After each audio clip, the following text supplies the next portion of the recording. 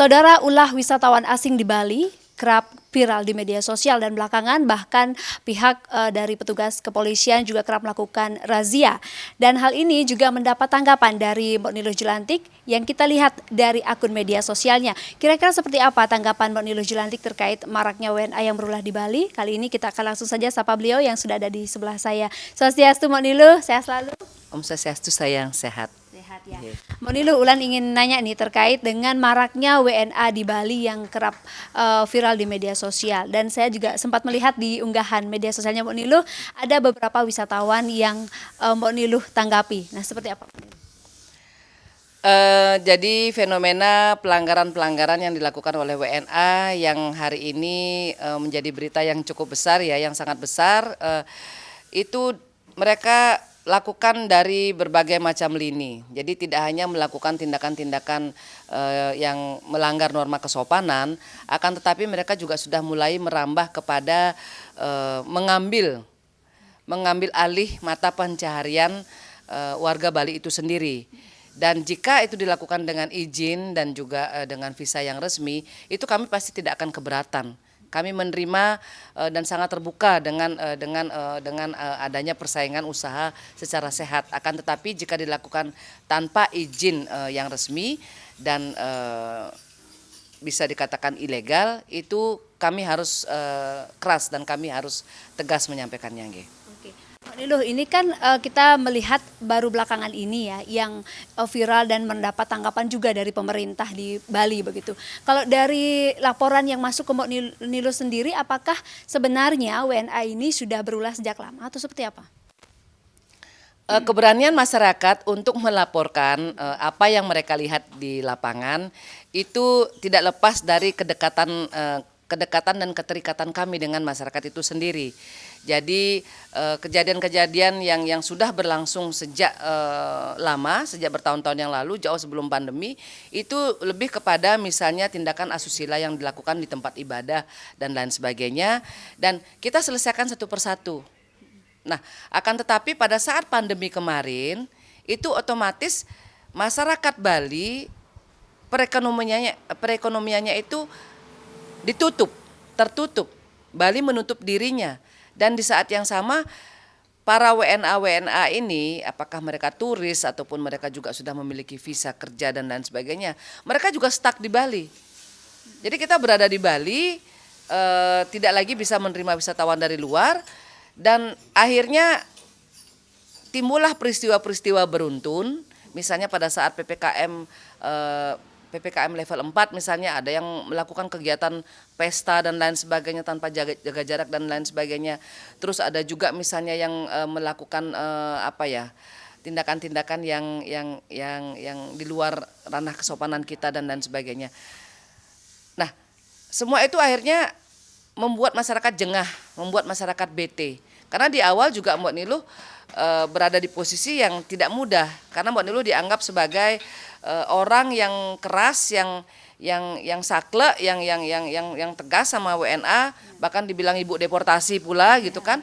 Tapi di saat yang sama, pada saat Mbok Niluh konsisten membantu menemani perekonomian rakyat Bali, mempromosikan Bali tanpa henti untuk pariwisata, karena pariwisata tetap harus dibuka. Akan tetapi dengan aturan kesehatan yang disiplin. Akan tetapi karena warga negara asing tidak bisa datang, kita tetap fokus kepada warga negara Indonesia, wisatawan domestik. Nah, mereka melihat yang tadinya mereka bete sama Mbok Niluh, dianggap sebagai tukang marahin bule, tapi di saat yang sama Mbok Niluh berjuang loh untuk mereka. Dan kita menggunakan prasarana yang ada, seperti kita punya dapur yang ada misalnya sayur kol, bayam, kentang dan telur, kita masak apa adanya, gitu kan. Nah, akhirnya kekesalan itu, kebetean itu akhirnya berubah menjadi cinta.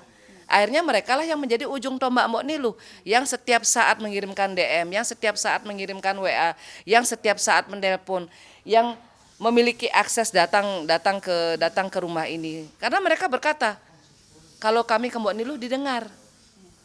Kalau kami tidak ke Mbok Niluh tidak viral. Kami harus menyampaikan kepada Mbok Niluh, nanti pasti Mbok Niluh yang akan menyampaikan ke instansi terkait. Dan Mbok gunakan itu sebagai salah satu cara untuk Mbok mempromosikan kerja-kerja baik institusi. Jadi sebenarnya Mbok ini messenger sayang.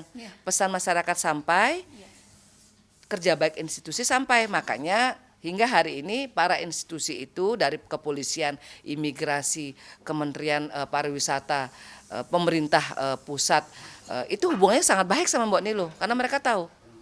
Gitu loh. Karena mereka tahu bahwa tugas Mbok di sini adalah menjadi seorang messenger. Gitu. Kalau dilihat Mbak Niluh dari laporan-laporan yang masuk ke Mbak Niluh selama ini, itu wisatawan yang berulah begitu ya dalam tanda kutip itu di Bali itu kebanyakan dari mana? Kalau kita bicara negara, seperti yang kita lihat di sosial media, mereka berasal banyak dari Rusia, Ukraina, dan banyak pengaduan-pengaduan itu masuk banyak banget mengenai mengenai usaha-usaha yang mereka jalankan dan diduga tanpa izin, tanpa visa yang resmi seperti itu dan jumlahnya banyak banget. Jumlahnya banyak banget. Lebih dari 100 Mbak Niluh. Lebih dari 100. Jadi seperti yang tadi Mbak Niluh sampaikan ke Wulan, Satgas yang dibuat oleh Pemprov Bali itu alih-alih nanti tugasnya akan bergesekan dengan Dirjen Imigrasi ataupun kepolisian, Mbok Niluh harapkan bisa juga diperan fungsikan Satgas tersebut untuk juga bisa menjadi rumahnya bagi rakyat Bali yang selama ini mungkin mereka tidak begitu memahami aturan-aturan ketenagakerjaan, aturan-aturan berpartner dengan WNA, jadi mereka bisa punya tempat mengadu. Karena kalian kan pasti punya tim hukum, tim terkait yang bisa menyampaikan kepada semeton-semeton Bali ini. Jadi pencegahan lebih baik daripada nantinya kita mengantisipasi hal-hal terjadi yang justru akan sangat merugikan semeton Bali itu sendiri. Jadi Satgas itu tolong juga bisa difungsikan sebagai rumah bagi masyarakat Bali untuk bertanya, saya mau bikin usaha sama WNA, saya mau mengerjakan proyek rumahnya WNA, saya misalnya mau diajak partneran usaha sewa motor, bagaimana ketentuannya, dan tolong juga aturannya dibuat simpel, dibuat sederhana. Jadi everyone's happy gitu loh, tidak membunuh mata pencaharian rakyat Bali, tidak memecahkan periuk nasi mereka, tapi di saat yang sama di bangsa internasional kita juga tetap dihormati sebagai bangsa yang terbuka dengan investasi, tapi menjaga harkat dan martabat dan kehormatan bangsa kita. Gitu. Itu ada Menteri BKPM itu, Mas siapa namanya itu juga bisa itu diajak duduk itu. Okay. Belakangan kan yang lagi terhit ini terkait dengan rental motor dan juga mobil di Bali. Nah, bagaimana tanggapan Mbak Niluh? Apakah sudah ada laporan masuk juga dari pihak rentalnya nih? Sepeda motor baik dari dari WNA yang menyalahgunakan izin mereka menyewakan sepeda motor kepada teman-temannya, bahkan mereka juga ada yang berprofesi sebagai guru menyetir, mengajarkan untuk naik motor. Itu kan sudah banyak masuk laporannya ke Mbok Niluh, sudah banyak banget. Nah, dan Mbok Niluh sudah menyampaikan secara jelas berkali-kali Mbok Niluh sampaikan secara jelas, tegakkan aturan, tegakkan aturan, tegakkan aturan. Akan tetapi kemarin Mbok Niluh melihat penegakan aturannya sudah dijalankan, razia dan lain sebagainya. Jadi menimbulkan efek jera gitu loh. Jadi WNA itu juga agak mikir dua kali, nggak pakai helm gitu kan, nggak bawa SIM dan lain sebagainya. Akan tetapi kemarin ada aturan yang Mbok Niluh terima, ada pengaduan dari masyarakat, itu justru dibuatkan aturan oleh pemerintah adalah aturan dilarang menyewa motor bagi WNA. Dan Mbok tidak melihat ada relevansinya. Karena kita sedang menindak tegas WNA-WNA yang menyalahgunakan izin usahanya. Jadi WNA yang kita tindak lanjuti, WNA yang kita berikan saran untuk pemerintah untuk menertibkan adalah WNA-WNA yang melanggar izin usaha. Yang alih-alih mereka menyewa motor dengan tertib, tapi mereka malah menyewakan motor, merebut mata pencahariannya rakyat Bali, rakyat Indonesia. Dan di saat yang sama WNA itu juga banyak sekali melanggar tata cara berlalu lintas. Jadi itu saja yang ditekankan, itu saja yang diterapkan aturannya. aturan mengemudi, aturan mengendarai motor di jalanan, yang itu nantinya akan disampaikan oleh pihak pemilik rental motor. Itu bisa diberikan sosialisasinya, dipanggil di sebuah ruangan, diajak meeting. Bukan malah usahanya mereka yang dikebiri, bukan malah WNA-nya yang nggak dikasih sewa motor. Ini nyapler ini. Ya nyapler ini harus dikasih masukan. Karena ini akan menjadi blunder, akan menimbulkan reaksi di masyarakat.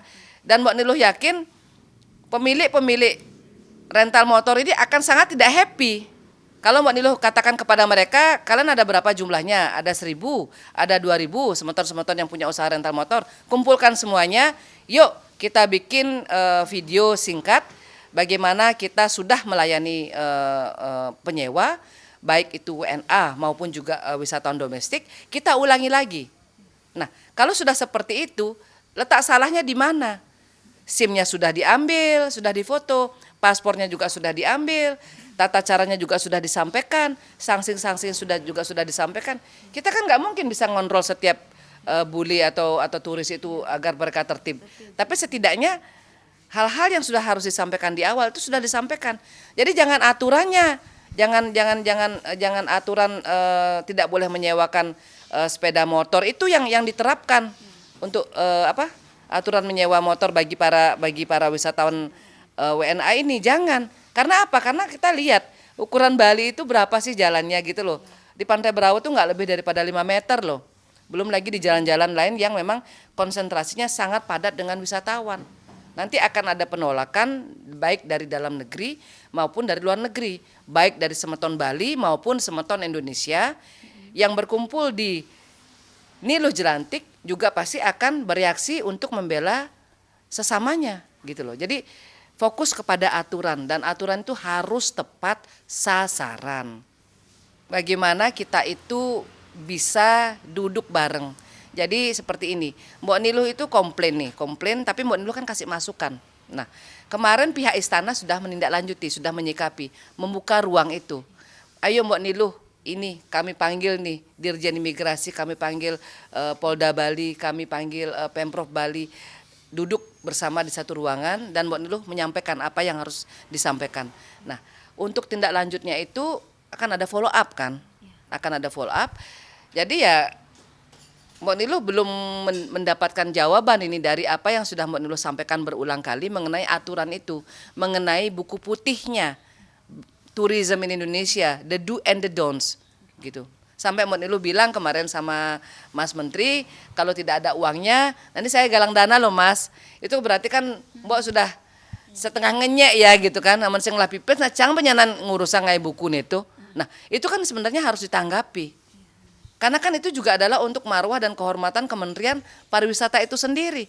Mbak Niluh tidak bergerak di bidang pariwisata, tidak punya usaha di bidang pariwisata, tidak ada bisnis yang berkaitan dengan pariwisata. Kenapa kami gencar membela Bali, gencar membela Indonesia, gencar membela martabatnya negara kita. Padahal Mbak Niluh tidak ada usaha yang relevan di dalamnya. Kenapa? Karena Mbak Niluh sayang. Sayang sama kalian sebagai rakyat, sayang sama kalian sebagai pejabat. Jadi please, duduk bareng.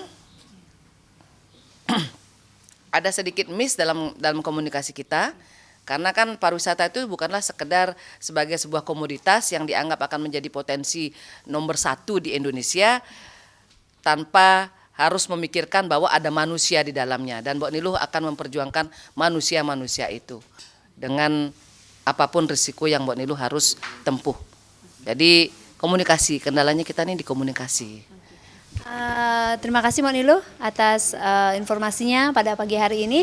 Dan saudara, demikian tadi perbincangan saya bersama dengan salah satu politisi yang juga merupakan tokoh perempuan Hindu Bali yang sangat getol memperjuangkan berbagai permasalahan yang ada di Bali, terutama juga yang berkaitan dengan wisatawan asing. Saya Wulandari, Kadek Santosa, Kompas TV, Badung, Bali.